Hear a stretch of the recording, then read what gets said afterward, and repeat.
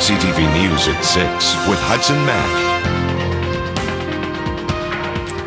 Good evening. We begin this hour with a call for change from the family of a teenage murder victim. Kimberly Proctor was brutally raped and was killed. Her body burned beyond recognition by two boys she went to school with. Her family says many people knew that the boys were troubled, and those same people should have known they were capable of murder. The Proctors now want changes made to the way that schools handle threat assessments and how the justice system handles violent young offenders. CTV's Louise Hartland has our top story. We came to realize this could have happened. This could have been anybody's child that was murdered in this way. The pain of what happened to their daughter still runs deep, but the Proctor family is trying to channel their pain into change. And hopefully some of these proposals will make a small step in reforming some of that and possibly preventing a similar situation from happening to somebody else's child.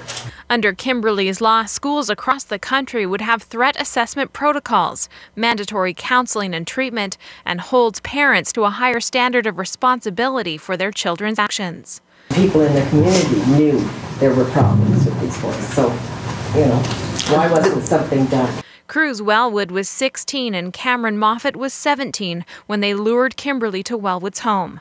They sexually assaulted and murdered her before mutilating her body. Her burned remains were found under a bridge the next day. Wellwood and Moffat were tried as adults. They got the maximum sentence, 10 years for young offenders. We going into this would have assumed that they're going to be sentenced as adults or sentenced as adults. And we find out it's 10 years. It's a farce. Does that mean now in 7 years' time we're going to have to go before a parole hearing and get dragged through all this garbage again? The family says that needs to change. Kimberly's law would also transfer cases similar to hers to adult court. And in cases where they stayed in youth court, young offenders' names would be publicly released.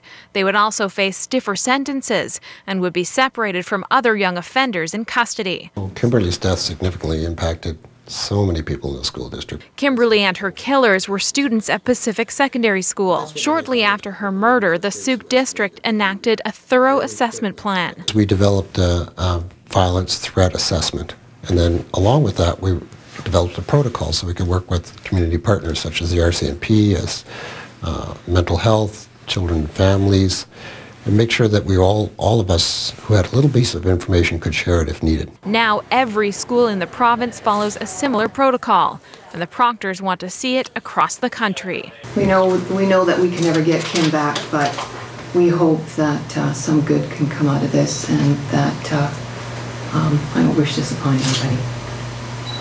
Louise Hartland, CTV News, SAANICH.